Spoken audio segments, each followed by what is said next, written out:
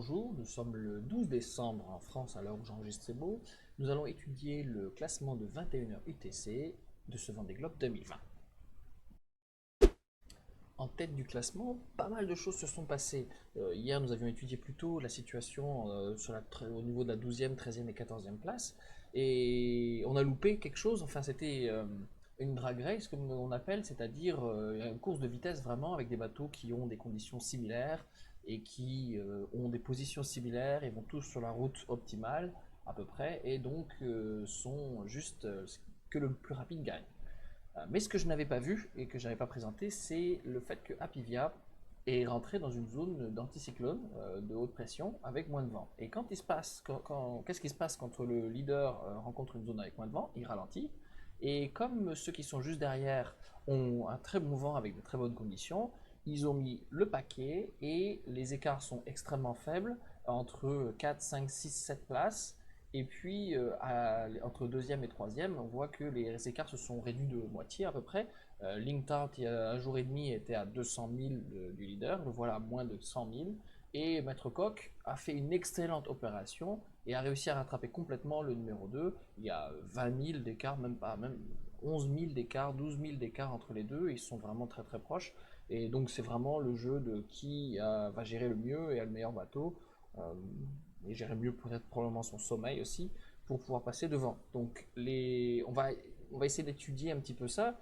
Euh, Nous avions prévu il y a quelques jours que Maître Cox passerait durablement devant Bureau Vallée 2, où je n'avais pas prévu qu'il y ait une telle différence entre les deux, 100 000 d'écart.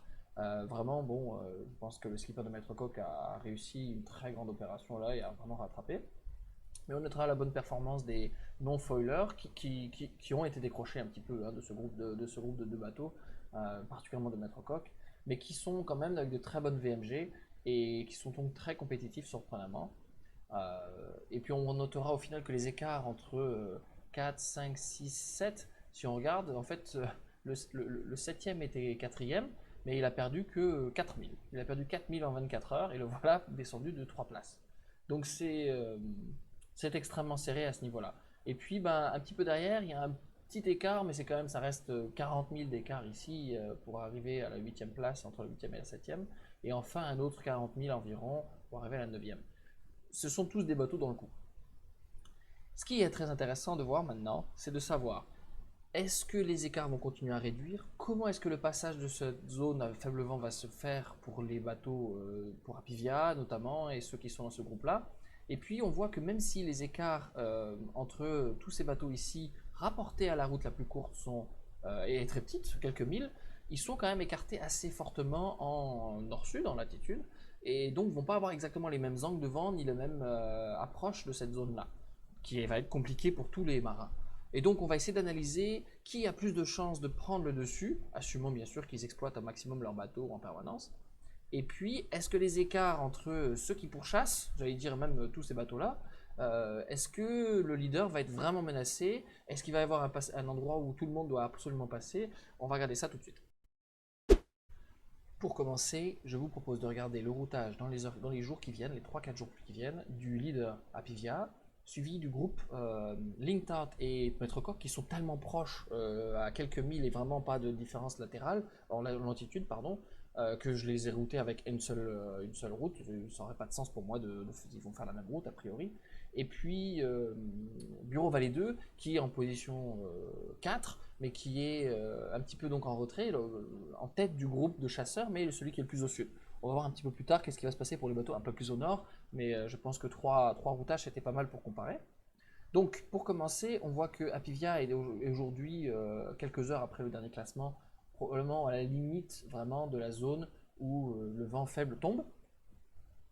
On peut voir que, en fait, ce qui se passe, c'est qu'au fur et à mesure qu'il se déplace vers l'est, cette zone une sorte de dépression qui passe, qui n'est pas très active, mais qui passe vers l'est, les pousse, et donc ils sont un petit peu bloqués à cette zone-là, et vont donc, le leader est bloqué par cette période-là. Et donc j'ai regardé un petit peu les écarts, et si les écarts aujourd'hui sont à peu près de 7 heures, euh, je compte plutôt en heures, c'est plus logique qu'en distance. En fait, si vous regardez la Formule 1 par exemple, vous verrez que tous les écarts sont mesurés en termes de distance, de temps, pardon. Donc les écarts vont tomber un petit peu à ce niveau-là, ils vont descendre un petit peu a priori de 1 heure, puis encore une autre heure, donc on va être à 6 heures d'écart, puis à 5 heures d'écart environ dans cette zone-là. Donc le leader va se retrouver légèrement ralenti d'après les conditions météo prévues. Alors ça reste quand même, encore une fois, une zone de vent changeant. Donc ils vont avoir des moments où ils vont avoir 25 nœuds et des moments où ils vont avoir 15, probablement en changeant un peu en direction aussi. Donc c'est à celui qui tire le maximum de bénéfices de ces moments-là. Et puis, sachant qu'ils ne peuvent pas manœuvrer à chaque moment que le vent change parce que c'est trop d'énergie. Donc les écarts vont descendre un petit peu a priori, se rapprocher, resserrer un petit peu encore, mais pas beaucoup en termes de distance vu que les vitesses vont être assez similaires quand même. Il ne va pas y avoir des grosses chutes comme on a eu donc ces dernières 24 heures de vitesse. Et par contre, ensuite, les écarts sont a priori assez stables dans des conditions relativement similaires de vent très changeant. Donc ça, c'est jusqu'à 1 jour et demi, je crois. Pour lui, je pense que c'est un petit peu plus tard, mais c'est ouais, c'est ça, c'est 2 jours pour ceux qui sont à l'avant ici. 1 jour et demi à peu près, un petit peu plus. Et puis pour vous, alors quand vous écouterez la vidéo, certainement 1 jour et demi. Ensuite, on voit que une dépression va passer ici. On voit c'est rouge un petit peu par ici. Il y a du vent qui est un peu plus fort, qui a 35 nœuds établis. Donc c'est un bon, c'est une dépression tout à fait standard dans ces régions-là. Et la question est de savoir, donc ils sont a priori à l'arrière de cette dépression-là. Il y a quelques jours, 1 jour et demi, le routeur de Boris Herman avait montré dans sa vidéo que en fait, il était prévu que cette dépression se déplace plus lentement et que le leader se retrouve un petit peu dedans. A priori, là, la météo a un petit peu changé et ils vont se retrouver complètement à l'arrière. Donc, se retrouvant complètement à l'arrière, ils vont se retrouver avec une mer un petit peu plus forte que là où ils sont aujourd'hui, rien de méchant non plus, mais plutôt plus de 2 mètres, entre 2,50 m et 3 mètres, et des vents modérés à 20 nœuds, 25 nœuds.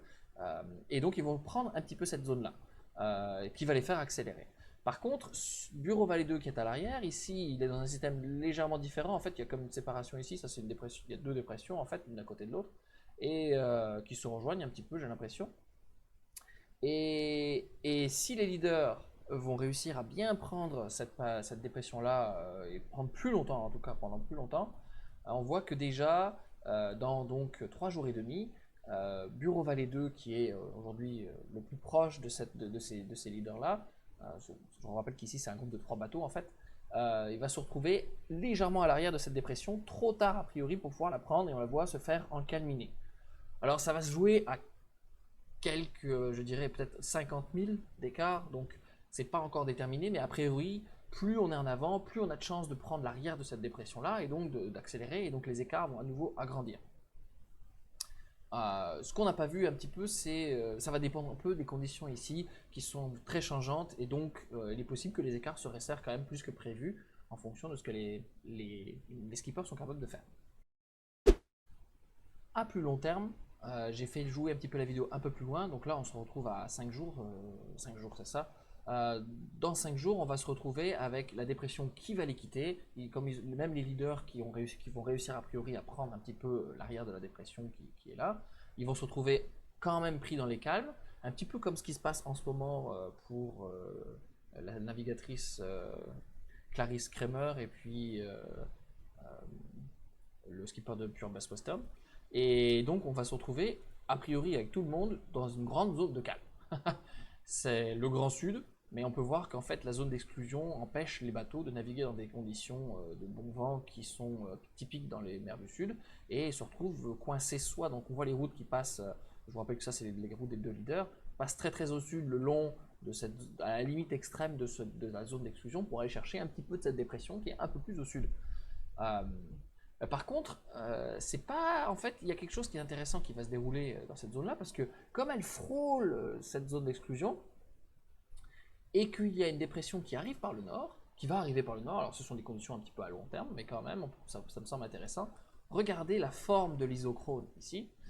Il y a comme une, donc placer son bateau ici au milieu, c'est un peu stupide, parce qu'on se retrouve dans les calmes et pas très à l'est, c'est pas très malin. Par contre, soit on passe au sud, avec un petit bras ici d'une dépression qui donc à surveiller pour savoir si elle sera vraiment placée ici, ou on passe au nord pour aller chercher cette dépression-là et la prendre et accélérer par ici. Et on voit que en fait, sur les isochrones ici prévus sur 8 jours, 7 jours, on voit que c'est assez sensiblement équivalent entre une option sud et une option plus nord ici pour prendre et accélérer, donc accélérer un peu plus tard, se faire ralentir au début dans cette zone-là, la traverser au complet, pour accélérer ensuite et prendre cette dépression qui va en fait emporter à peu près tout le monde et venir chercher tout le monde, mais on va la chercher plutôt en montant au nord. Il va y avoir une certaine option. Alors ce qui est intéressant de savoir aussi, c'est à quel moment est-ce qu'on peut prendre cette option. Et zut, je ne peux pas malheureusement vous montrer ça. Attendez. Je ne vais plus vous montrer ça, mais voyons voir. Oui, voilà. Pour les leaders et pour tous les bateaux qui voudraient prendre l'option nord, le moment où il faut se décider, c'est ici. Et si ça, c'est dans 3 jours et demi. Alors, quand vous regarderez cette vidéo, probablement 3 jours. Donc, dans 3 jours, on fait chauffer les modèles météo.